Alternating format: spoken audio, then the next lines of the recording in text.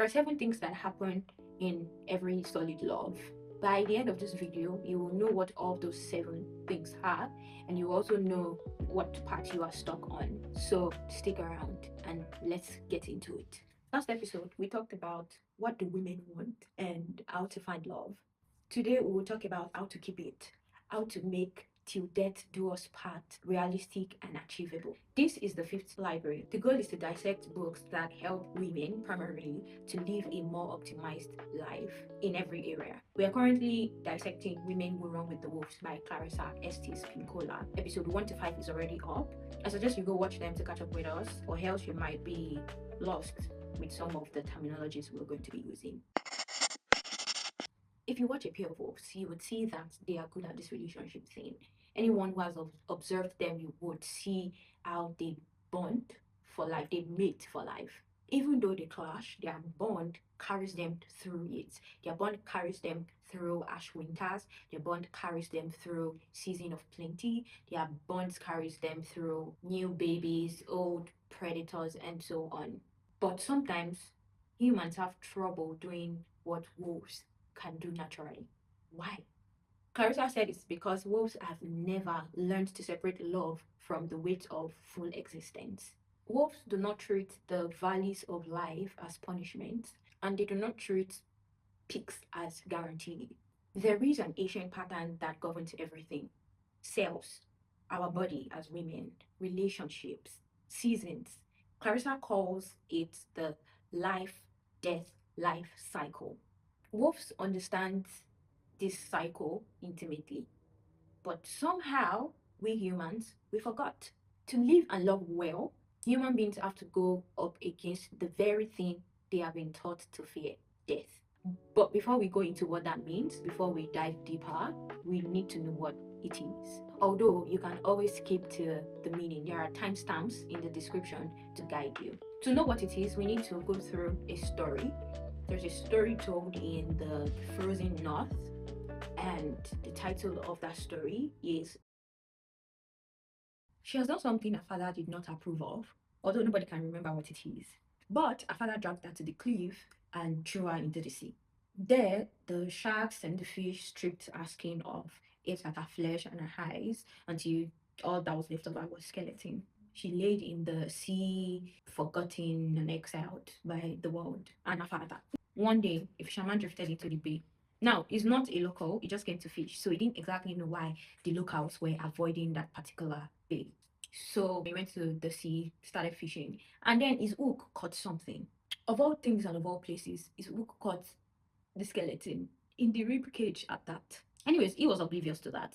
He just felt that, oh, there's something heavy at the end of the hook, and was just thinking about how, oh, he's going to feed many people. He won't have to come fishing for a long while with this huge thing that he has caught.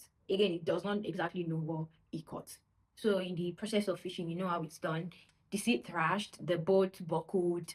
He was struggling to pull up what he caught, which to him, he probably thinks is a good sign because that's something heavy. The more he struggled to pull up what he caught, she was struggling to free herself. The more she struggled, the more she got tangled in his net. Anyways, my guy, just very oblivious to what is going on, was just drawing his net to himself. He didn't even look up. He didn't look up to see when a bowed head broke out of the sea. He didn't see what she looked like with a high socket filled with different types of crustaceans and all of that. My guy was just pulling up the net. By the time he was done pulling up the net and he looked up, he screamed. Rightfully so. I mean, you say now, he knocked or tried to knock her off his boat, and he was screaming and running like somebody that is being chased by death. Of course he is, but you get my point. And because she was tangled in his net, the more he runs, it appeared like she was standing on her toes and was chasing after him. Now, remember, he was fishing, although he did capture her. That's not the only thing he captured. There would be fishes, just mix of things, obviously. So the more he was running, because she is tangled in the net, she appeared to be running after him. But my girl was just, all that one not even concern her. As they were both running, she sees fish, she picks it and she eats. She has not eaten in a long time, so all of that running is really none of her business. At this point, she's only running because he is running. So as them they run, she they eat. Mind you, while he was running, all his mind is that he has successfully knocked her off his net and his boat and he's running to safety. So he ran to his snow house and he thought he was safe. You know, oh, at last I'm safe. Like, what the hell was that I dragged out of the sea? That was scary. While he was saying that to himself, he was lighting his whale lamp, as it is custom in those days. And when he lit it, guess who he saw at the corner of his snow house? The skeleton woman. There she was, a tumble of fucking bones. One eel inside her eye socket, one knee in her rib cage. Just fucking scattered, lumped up bones, man. Then something happened. Maybe it's the light. Again, there's something about warm lights that just gives warmth to everything. So maybe it's the light. Or maybe it's because he's a lonely man. He's been lonely for a while, but his small kindness just came over him, over his heart. After looking at the skeleton woman once again, he began to untangle her from the net. And while he was doing that, he was murmuring and singing. You know, I don't know if your mom has ever made hair for you. While she's making the hair, she's humming a melody, a sound. That's exactly what this fisherman was doing while he was untangling her. And he walked through the night, started from the toes, untangled it, the fingers, every single piece of her. He untangled it. He put four on her because of the cold, refreshed his net, he held his fishing line, he rewound his gut line. And while he was doing this, he was looking at her from time to time. And my girl was just there, very calm, just in case he decides that all of a sudden he wants to throw her back into the sea. She didn't say anything, she was quiet. Now, having done his chores, he started feeling sleepy and he just went underneath his duvet. I don't know what you call it in those days. Just went underneath his duvet and he slept. And he began to dream. Now, we don't know what kind of dream he was dreaming, but I don't know if you've ever experienced it. I have, but a tear dropped from his eyes while he was dreaming. Only God knows what he was dreaming.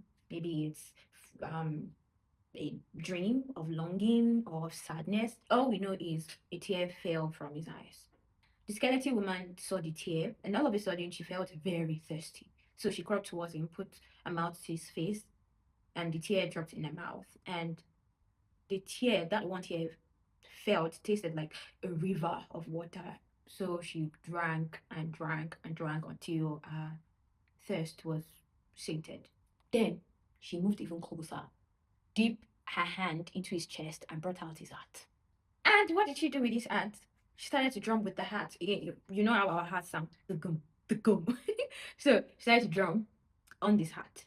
And as she drummed, she sang. She began to sing. Flesh, flesh, flesh. Who knows? I don't know the melody, but. And as she sang, she began to feel out. She sang for hair, she sang for eyes, she sang for skin, she sang for muscles. And the more she sings, the more she feels out. She sang for everything a woman needs. When she was done, she sang the sleeping man's clothes off his body. She went beside him and slept beside him, skin to skin. She then returned the heart she brought out back into his chest, and that is how they slept until they woke up tangled in each other, having slept together the previous night. Now, the people of the village said she and the fisherman they lived happily ever after, and they were fed for the rest of their lives by the creatures that she met from her life under the sea. Now, we don't know if that is true, but that's what they said, and that is the end of the story. Now, what is the point of this story? 7 points, in fact, and we will get to it shortly. So stay with me. Clarissa says what kills relationship is not conflict, it's the inability to face and untangle the skeleton woman. Most of what we have been taught in this modern Western culture about love is a broken fragment of something much more older. We've been trained to accept the ascending arc, the glow, the good times. We've been taught implicitly and explicitly that death is followed by more death. That decline means the end, that endings are failures. This is simply not true. Clarissa says death is always in the process of incubating new life, even when existence has been reduced to bones. Life and death are not opposites of each other. Let me give you an analogy that she gave us as well, that I was thinking of when I was reading it until I got to the part where she gave the exact same analogy. She said life and death is like the heart. We have the right ventricle and the left ventricle and a lot of things. Invariably, we have the part where blood is pumped in and where blood is pumped out. Remember, the heart is like a valve. That is how life and death is. If you remove the part where blood is pumped in, it ceases being a heart and it doesn't do its job. If you remove the other side as well, the same thing happens. That is basically what life and death is. And she said the same thing can be said about love. Within a single relationship, there are many endings. And within that ending, if you can bear to stay, there are new beginnings to breathe. If you breathe out, you have to breathe in. If you breathe in, you have to breathe out. Here are 7 tasks to achieving a long lasting love. Most people abandon the relationship at task 3, while most never get past the first. I will name them first and then we'll walk through them one after the other. In this part of the story, the fisherman thinks that he has hooked a big fish, maybe a shark. He actually does not know what he's getting himself into. And this is how every significant love starts. We always don't know what we are getting ourselves into. You think you do, you in fact do not. Clarissa says the naive, the hungry, and the wounded all approach love the same way, with the fantasy of what it will give them. The naive doesn't yet know what he or she actually seeks. The hungry seeks sustenance. The wounded seek consolation for what they have lost. And Clarissa says, and yet all of them will stumble upon love, upon the great treasure, whether they are ready or not. We all have entertained fantasy about being fed from the deep, whether by that one love affair, by that job, by that career, and we all hope that that feeding will last a long time. So we would not like to do extra work to keep on being fed, even though we know that nothing worthwhile ever develops this way. Clarissa says what we actually hook whenever we're looking for new life, whenever we hook new life, is the skeleton woman. Because the death queen, also known as the skeleton woman, always shows up where new life is blooming. Who is the skeleton woman? What does the skeleton woman stand for? The skeleton woman in a vital form stands for the part of every person, a man or a woman, the part of us that governs the ability to go through life cycles, the birthing and the endings, the ups and the downs. She is the part of us that can sense when something has run its course. She knows the time when a place, a thing, a stage of a relationship as a whole, when it's time to come to an end. A part of every person, a part of all of us, resists knowing that in all love, death must have a share. And this is why it takes a lot of courage to commit to love. Because when you commit to love, you submit to the skeleton woman to teach you. We've been talking about death all this while. So, what has to die? What do we need to put to death? Illusions has to die. Some expectations have to die. The greed, the want of having it all beautiful and easy has to die. And this is one of the key points where relationships starts to falter, starts to shake, and might even sometimes end because we cannot face, we cannot stand what we have pulled from. And this is when we attempt to throw the skeleton woman off our boat back into the sea, because either you or your partner or both of you cannot stand a presence. To love means to emerge from that fantasy world into one where sustainable love is possible. But it's easier said than done, and we all run. All of us, we all run. The good news is, Clarissa said, running is also part of the process. It is human, it is expected, but we shouldn't run for long or run forever. In this part of the story, the fisherman is running and she's trailing behind him. Here's the paradox: the more he runs, the more she comes alive. Clarissa says the running and hiding phase is the part where lovers try to rationalize their fear. This is the part where lovers begin to say, Oh, I can do better with somebody else. Oh, I don't want to give up my freedom yet. Oh, I'm not ready yet. But if they think and they tell themselves the most honest and maybe the most frightening truth, what they are actually trying to say is, I don't want to be transformed without knowing what I would look like afterwards. Or they say something along the line of, does that mean I have to lose or change the integral part of myself? Clarissa made us know that this is what psychology calls the fear of commitment, which is essentially the fear of the life death life cycle or nature. There's a saying that when the student is ready, the teacher will appear. Clarissa said, well, not when it comes to love. Clarissa said the soul is always ready before the ego is ready. If it were up to the ego, we will remain teacherless for life. The ego is never fully ready. So the I'm not ready yet is just the lie that you tell yourself. Some of us don't even say that. We say something else. We say, oh, I need space. I need space to think. Sometimes taking space is like that fisherman that is hiding out in his snow house thinking he is safe from the skeleton woman. It's our way of hiding from what we feel when we really there's nowhere to hide. Sometimes it becomes a permanent strategy. Keep the unpleasant out.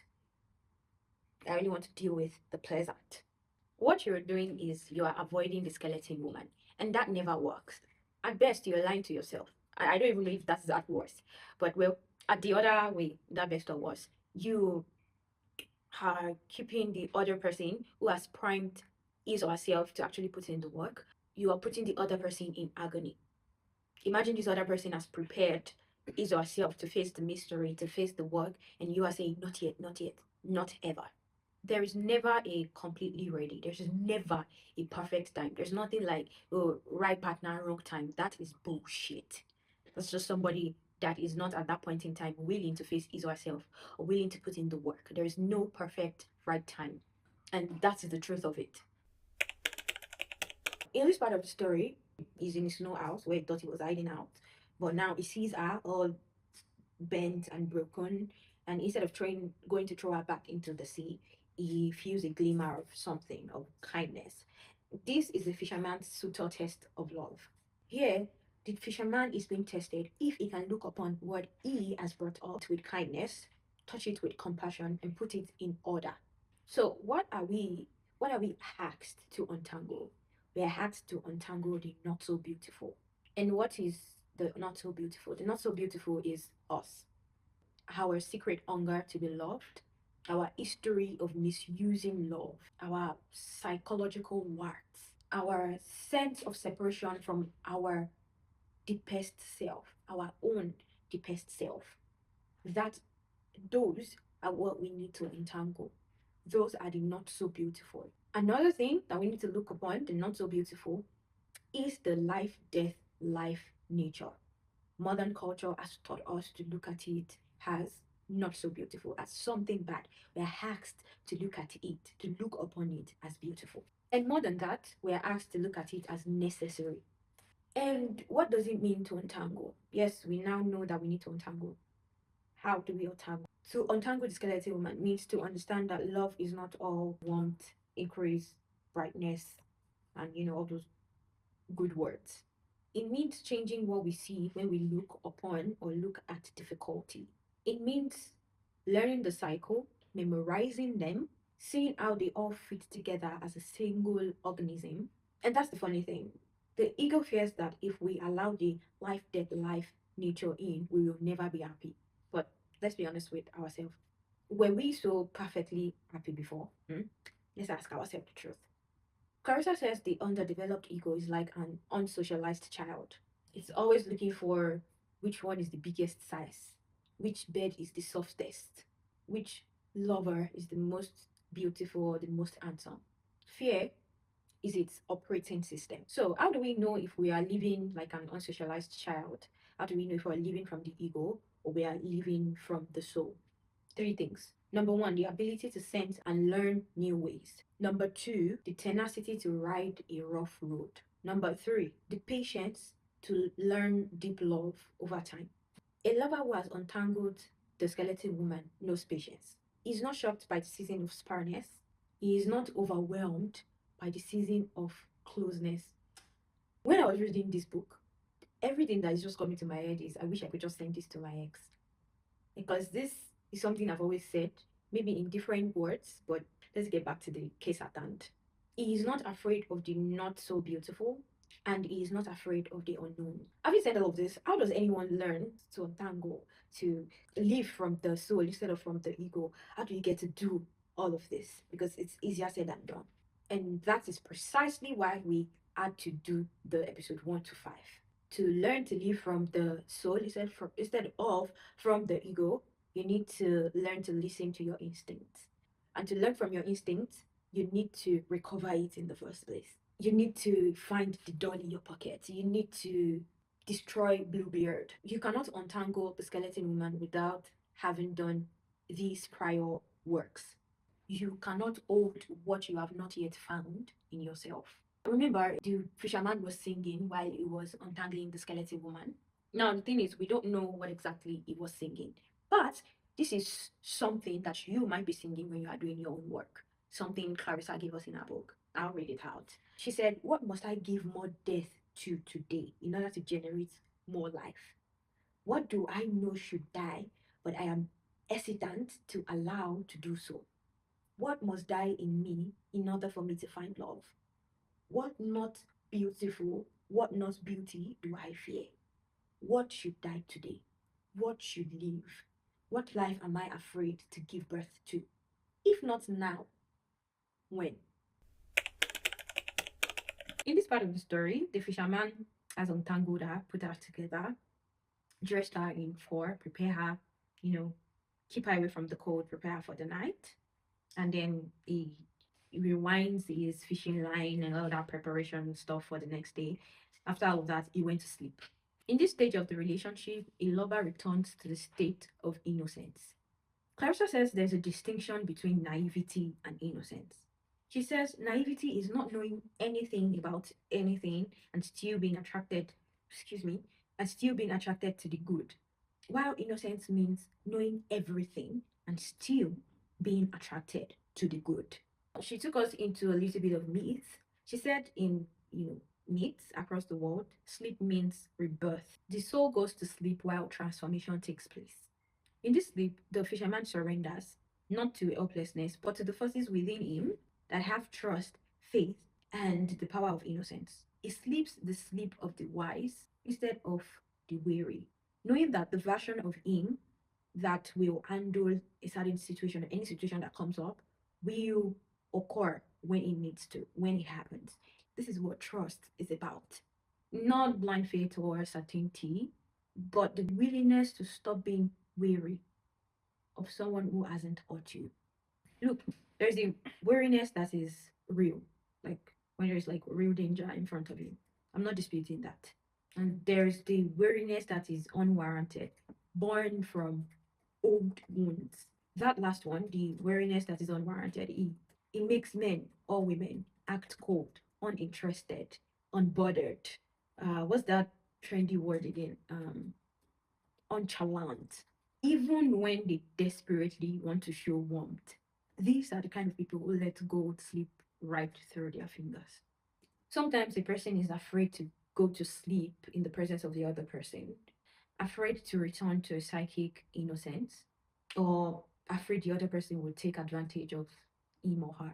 Such people project all manner of motives onto the other person. And Clarissa said they simply just do not trust themselves. Clarissa said a man who has a good woman, who acknowledges that he has seen a good woman, but he's just not seeing enough or he's not feeling enough to truly let go of himself. Clarissa said such a man is not afraid of his woman. He's afraid of the life, death, life nature. He's afraid of what love will do to him. But what he does not understand is being trapped in a dry, cracked riverbed of controlled, closed psyche is a much more bigger danger. When a life is too controlled, there is less and less life to actually control. Clarissa said something that I think is worth sitting with. She said, within the masculine psyche, there is a creature that believes in the good. An unwounded man is not afraid to die. He's not calculating the cost of love, and he's not striving to gain position. She said some calls it the warrior self. She prefers to call it the spirit self. She said the spirit self continues to love because in its own way it is self-healing. And she said every woman sees this self in men, which again, I'm sure that is not the first time you're hearing that women would often see the potential. Every woman sees the self in men.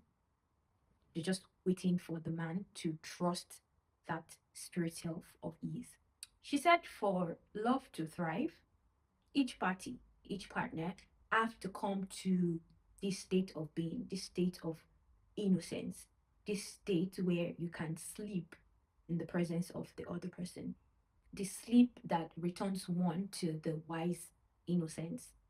And she said not just once, but again and again as the cycle demands, as the cycle turns. In this part of the story, the when the fisherman's sleeping and a tear drops from his eyes and the skeleton woman quickly laps it up.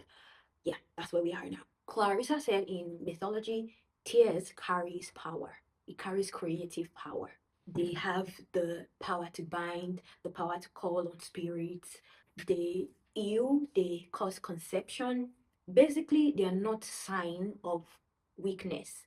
They are signals. A signal that the wound has been acknowledged, that the person is no longer pretending the wound or the injury away. The tear comes when a lover has been able to allow himself to feel the cost of his closed off life. When he sees the self destruction he has done by losing faith in the good of himself or of other people, that is when he cries. That is when the tear appears. To love well is not simply to be supportive of the other person or to mean well for the other person. The goal is to be knowledgeable about the way of life and death in your life and in existence. And the only way to know that is to go to school in the bones of the skeleton woman. And when she sees the signal, the one tear that drops that says, I admit the wound, then she knows she is welcomed. This admission is what feeds the life, death, life nature, is what creates the bond. And this is where deep knowing in a person begins.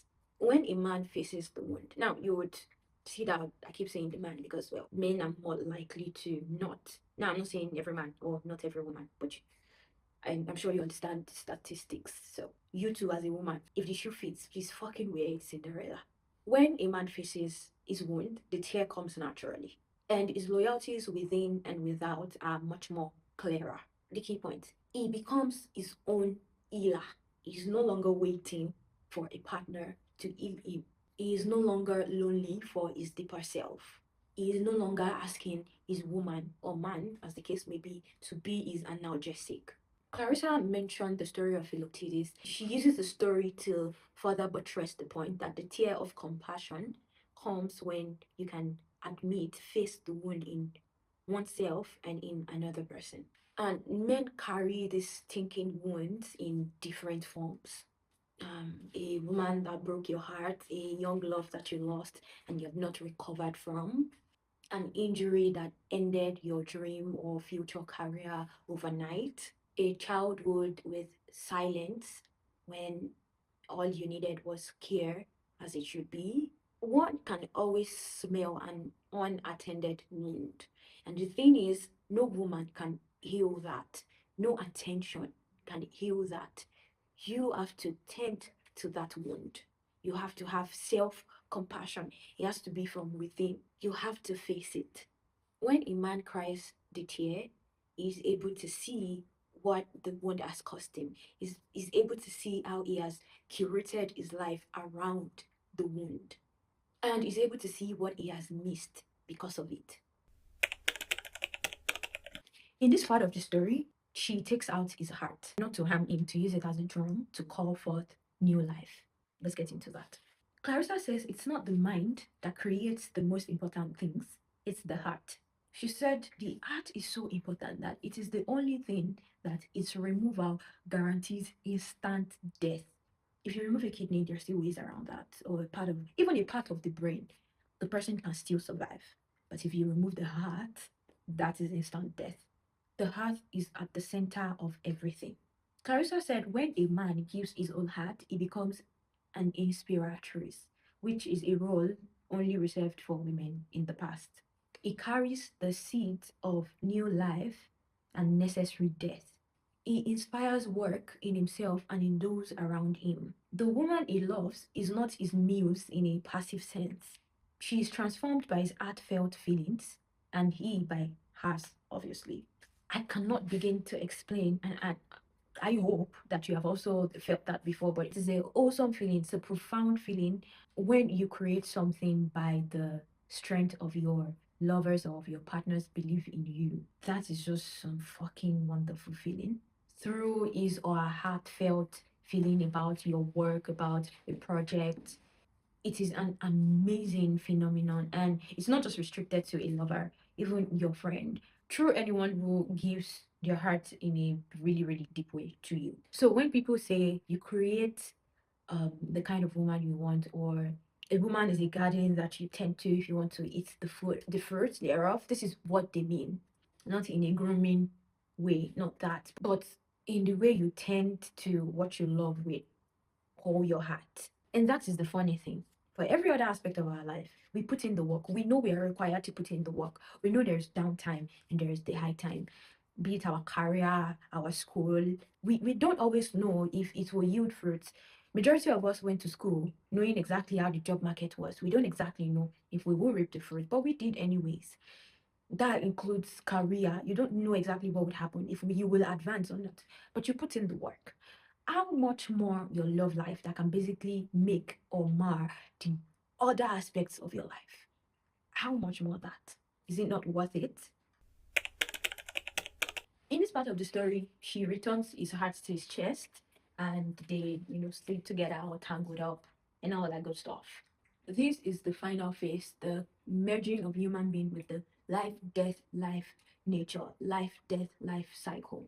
Now, women, we are innately in tune to the life, death, life, nature because it's in our body. We menstruate, we give birth.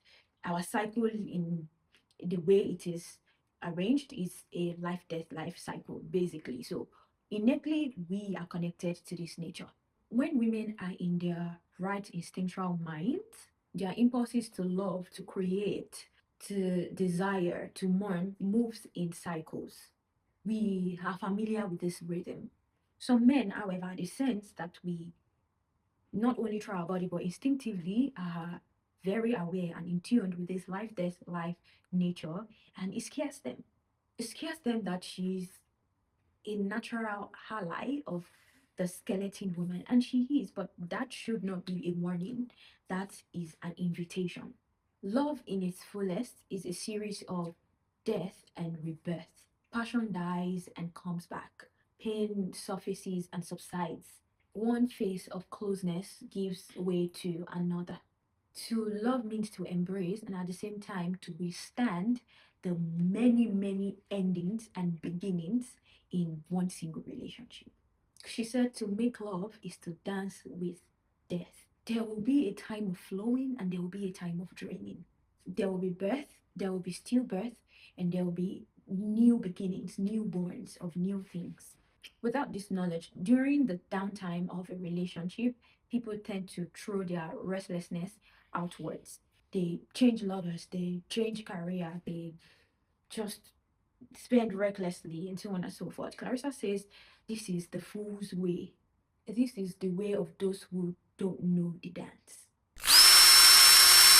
The ups and downs of relationship does not include abusive relationships. That is not ups and downs. Does not include a cheat or excusing a cheat. That is not ups and downs. And you would have a better understanding of what I am saying if you watch the episode before this one. You will have an understanding that before you engage in the dance of death and life with somebody, you need to have carefully chosen the person. To know the right kind of person to have this kind of dance with, you need to watch the previous episode. Please, by all means, this is not including abusive relationship, manipulation, blah, blah, blah, cheat. Run for your life. Huh? Please, that is not the ups and downs we are talking about. Thank you. Now, at the end of the story, Clarissa put the fisherman and the wild woman, she put them side by side. She described to us the transformation of both of them. The fisherman's transformation goes like this. First is the unconscious hunter. Hello, I'm just fishing, just minding my business. He hooks something that is bigger than him. He starts fleeing, starts running. The what do I do now? Oh, I think I must go now. Oh, I'm not ready for this. Oh, I can't do this. Oh, I need a new person. Oh, this is not the right person. Then he reconsiders and starts untangling. This is the place where he says, who are you really? How are you put together? He's curious. Then he sleeps. I will trust you. Then the tears fall. Have waited for you for a very long time. And finally, his heart is lent for creation. This is where he says, take my heart, bring yourself to life in my life. And then is loved in return. This is what the true provider mindset is. Not just the money and the gifts. I'm not saying it's not part of it, but it is very small in comparison to what the true provider mindset is. A presence, an open heart, somebody who is willing to be the force by which another person can fully come to life, can be fully alive. That is the height of provider mindset. That kind of person will not hesitate to contribute to your life in a meaningful way. That kind of person will not hesitate to spoil you. That kind of person will always look after what is best for you. That is the height of provider mindset. That is the fisherman's transformation. The skeleton woman's transformation is a little bit different. The skeleton woman is used to being thrown back into the sea. She's used to those who just chop and clean out. She's used to those who come into her life and then, dash and run when things becomes difficult or when they cannot face themselves. No wonder she heaps blessings on those who stay. No wonder she gives a loyalty to those who stays, because that is a rare thing indeed. She's caught accidentally by somebody who fears her. She begins to return to life from an inert place. She eats, she gets hungry, she feeds, she gets thirsty, she drinks his tear. She transforms herself by the strength of his heart and his willingness to face himself and her. She becomes flesh, she is loved. She empowers him as he empowers her. Now they live in harmony with each other. This is what love requires of us. It requires us to give our hearts fully. It requires the tear. It requires to be made love to fully. In that place, when those two partners have done the work, something extraordinary becomes possible. Clarissa says these two people that have done the work, whenever they hunt together, they kill something that will sustain them for life. Two is better than one. The real question is, though, how long before you stop running? Next episode is for outliers, the odd ones out, those who haven't yet found their community, the black sheeps.